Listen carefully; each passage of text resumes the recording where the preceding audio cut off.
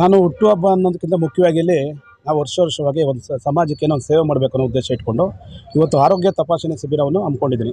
ಜೊತೆಯಲ್ಲಿ ನಾನು ಪರಿಸರ ರಾಮಕೃಷ್ಣ ಅಂತ ಬರೀ ಹೆಸರು ಇಟ್ಕೊಳೋದು ತಕ್ಕನಾಗೆ ಅದು ಪರವಾಗಿ ನಾನು ಕೆಲಸ ಮಾಡಬೇಕಂತೇಳಿ ಇವತ್ತು ಸುಮಾರು ಗಿಡಗಳನ್ನ ಇವತ್ತು ಏನಂದರೆ ಪ್ರತಿಯೊಂದು ಬಂದಂಥವ್ರಿಗೆ ನಾನು ಬಂದು ಒಂದು ವಿಶೇಷ ಮಾಡ್ತಾರೆ ವಿಶ್ ಮಾಡಿ ಬಂದವ್ರಿಗೆ ಎಲ್ಲರಿಗೂ ಮೆಡಿಸಿನ್ ಗಿಡ ಅಂದರೆ ಔಷಧಿ ಗಿಡಗಳನ್ನ ಶುಗರು ಕ್ಯಾನ್ಸರ್ ಬಂದಂಥ ಪೇಷೆಂಟ್ಗಳು ಬರೀ ಯೂಸ್ ಆಗೋವಂಥದ್ದು ತುಳಸಿ ಗಿಡ ಆಗ್ಬೋದು ಯಾವುದು ಔಷಧಿಗೆ ಬರ್ತಕ್ಕಂಥ ಗಿಡಗಳನ್ನ ಬಂದಂಥ ಎಲ್ಲ ನಮ್ಮ ಸ್ನೇಹಿತರಿಗೆ ಮುಖಂಡರಿಗೂ ಸಹ ಕೊಟ್ಟಿದ್ದೀನಿ.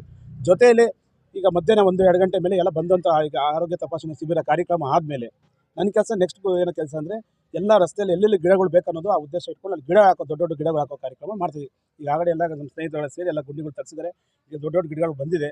ಇನ್ನು ಸ್ವಲ್ಪ ಹೋಗಿ ಗಿಡಗಳು ಹಾಕ್ತೀವಿ. ಈ ಆರೋಗ್ಯ ಕ್ಯಾಂಪ್ ಎಲ್ಲ ಮುಗಿದ ಮೇಲೆ ಇವತ್ತು ನನ್ನ ಪಕ್ಷಕ್ಕೆ ಏನು ನಮ್ಮ ಹುಟ್ಟುಹಬ್ಬಕ್ಕೆ ಏನು ಬಂದಿದೆ ಇವತ್ತು ನಮ್ಮ ಕ್ಷೇತ್ರದ ಅಭ್ಯರ್ಥಿಯಾದಂಥ ಎಸ್ ಕೇಶವಮೂರ್ತಿಯವರು ಹಾಗೂ ರಾಜ್ಯ ಯುವ ಕಾಂಗ್ರೆಸ್ಸಿನ ಮಂಜುನಾಥ್ ಗೌಡರು ಸಹ ಆಗಮಿಸಿದರು. ನಮ್ಮ ಲೋಕಲ್ನ ಕಾರ್ಪೊರೇಟರ್ ಆದಂಥ ಎಂ ಶಿವರಾಜ್ ಅವರು, ಮಾಜಿ ಆಡಳಿತ ಪಕ್ಷ ನಾಯಕ ಎಂ ಶಿವರಾಜ್ ಅವರು ಬಂದಿದ್ದರು. ಹಾಗೂ ನಮ್ಮ KPCCನ ಅಡ್ಮಿನ್ ಆದಂಥ ಮುಳುಗುಂದವ್ರು ಬಂದಿದ್ದರು.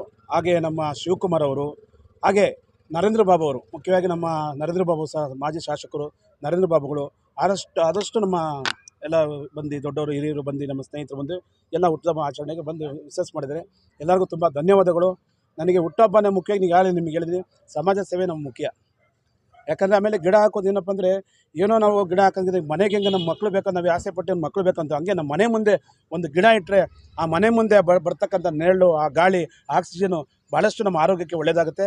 ಹಾಗಾಗಿ ಪ್ರತಿಯೊಬ್ಬರಿಗೂ ನಾವು ಸಂದೇಶ ಕೊಡೋ ಏನಪ್ಪ ಅಂದರೆ ಪ್ರತಿಯೊಬ್ಬರು ಸಹ ಮನೆ ಮುಂದೆ ಗಿಡ ನೆಡಿ. ಈಗಾಗಲೇ ಬೆಂಗಳೂರು ಸಿಲಿಕಾನ್ ಸಿಟಿ ನಮ್ದು ಏನು ಇವತ್ತು ಗ್ರೀನ್ ಸಿಟಿ ಅಂತಿದ್ದೀವಿ, ನಿಜವಾದ ಗ್ರೀನ್ ಸಿಟಿ ಎಲ್ಲ ಆಗ್ತಾಯಿಲ್ಲ.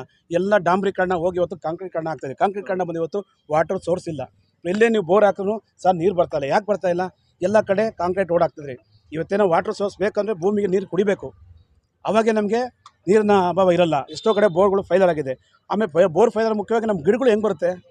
ಭೂಮಿಯಲ್ಲಿ ನಮಗೆ ನೀರಿನ ಅಂಶ ಇದ್ದರೆ ಚೆನ್ನಾಗಿ ಗಿಡ ಬರುತ್ತೆ. ಹಾಗಾಗಿ ಯಾರೇ ನಮ್ಮ ಶಾಸಕರಾಗ್ಬೋದು, ಕಾರ್ಪೊರೇಟರ್ ಮುಂದೆ ಬರೋಂಥವ್ರು ಆದಷ್ಟು ನೀವು ಕಾಂಕ್ರೀಟ್ ಮಾಡೋ ರೋಡ್ ಮಾಡೋದಕ್ಕಿಂತ ನೀವು ಡಾಂಬ್ರೀಕರಣ ರೋಡ್ ಮಾಡಿ, ಟಾರ್ ರೋಡ್ ಮಾಡಿ ದಯವಿಟ್ಟು. ಆಮೇಲೆ ಅಲ್ಲಲ್ಲಿ ನೀವು ಇಂಗುಗುಂಡಿ ಮಾಡಿ ದಯವಿಟ್ಟು. ಇಂಗುಗುಂಡಿ ಯಾಕೆ ಮಾಡಬೇಕು ಅಂದರೆ ಏನು ಬರ್ತಕ್ಕಂಥ ನೀರು ಎಲ್ಲೋ ಹರ್ಕೊಂಡಿಲ್ಲೋ ಯಾವುದೋ ಮೂಲೆಗೆ ಹೋಗಿ ಮೋರಿ ಸೇರೋಕ್ಕಿಂತ ಅಲ್ಲಲ್ಲೇ ಆ ಭಾಗ, ಆ ರಸ್ತೆ, ಆ ರೋಡಲ್ಲಿ, ಆ ಮೋರಿಯಲ್ಲಿ, ಆ ಇಂಗುಗುಂಡಿಯಲ್ಲಿ ನೀರು ಬಿದ್ದಾಗ ಏನಾಗುತ್ತೆ, ನೀರು ಅಲ್ಲೇ ಇರುತ್ತದೆ. ಆ ವಾಟರ್ ಸೋರ್ಸು ಹೊರಗಡೆ ಎಲ್ಲೂ ಹೋಗಲ್ಲ. ಅದೇ ವಾರ್ಡು, ಅದೇ ರಸ್ತೆ, ಅದೇ ಇದರಲ್ಲಿ ತುಂಬಿದಾಗ ಏನಾಗ್ತದೆ, ನೀರು ಯಾವಾಗೂ ಇರುತ್ತೆ. ಈಗೇನು ಬೇಸಿಗೆಗಾಲ ಸ್ಟಾರ್ಟ್ ಆಗಿದೆ. ಇನ್ನು ಮುಂದಕ್ಕೆ ಬರಗಾಲ ನಮಗೂ ಆಗಲೇ ಸುಮ್ಮನೆ ಹೋದ ವರ್ಷಕ್ಕಿಂತ ಈ ವರ್ಷ ಜಾಸ್ತಿ ಬಿಸಿಲು ಅಂತ ನಮಗೆ ಬರ್ತದೆ. ಈಗ ನೋಡ್ತಾ ನೀವೇ ತಾಪಮಾನ ಯಾವ ರೀತಿ ಅಂತ, ಆ ಟೆಂಪ್ರೇಚರು ರೀತಿ ಆಗಬಾರ್ದು. ಅದಕ್ಕೆ ನಾವು ಏನಕ್ಕೆ ಎಲ್ಲ ಉದ್ದೇಶಕ್ಕೆ ಮೇಯ್ನ್ ನಮಗೆ ಗಿಡ ಬೆಳೆಸಬೇಕು ಉದ್ದೇಶ ಇಟ್ಕೊಂಡು ಈ ಒಂದು ಕಾರ್ಯಕ್ರಮ ಮಾಡಿದ್ವಿ. ಎಲ್ಲರಿಗೂ ತುಂಬ ಧನ್ಯವಾದಗಳು. ಪಕ್ಷದಲ್ಲಿ ನೋಡಿ ನಮಗೆ ಶುಭಾಶಯ ಮುಖ್ಯವಾಗಿ ನಮ್ಮ ಸ್ನೇಹಿತರುಗಳಾದ ಮುತ್ತುರಾಜು, ರಾಜ್ ಅವರು, ಅರವಿಂದ್ ಅವರು, ಮಂಜುನಾಥ್ ಅವರು ಮತ್ತು ಇನ್ನೂ ಹಲವಾರು ನಮ್ಮ ಸ್ನೇಹಿತರುಗಳು.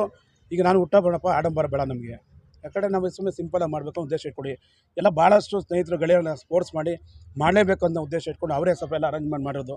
ನಾನೇನಪ್ಪ ಅಂದರೆ ಇಲ್ಲಿ ಆರೋಗ್ಯ ದೃಷ್ಟಿ ಬೇಕು ಅಂದ್ಬಿಟ್ಟು ಮತ್ತು ಗಿಡ ಕಾರ್ಯಕ್ರಮ ಎರಡೇ ಮಾಡೋದು. ಈ ಮಿಕ್ಕಿದ ಆಡಂಬರ ಎಲ್ಲ ನಮ್ಮ ಸ್ನೇಹಿತರುಗಳು ಮಾಡಿರೋದು.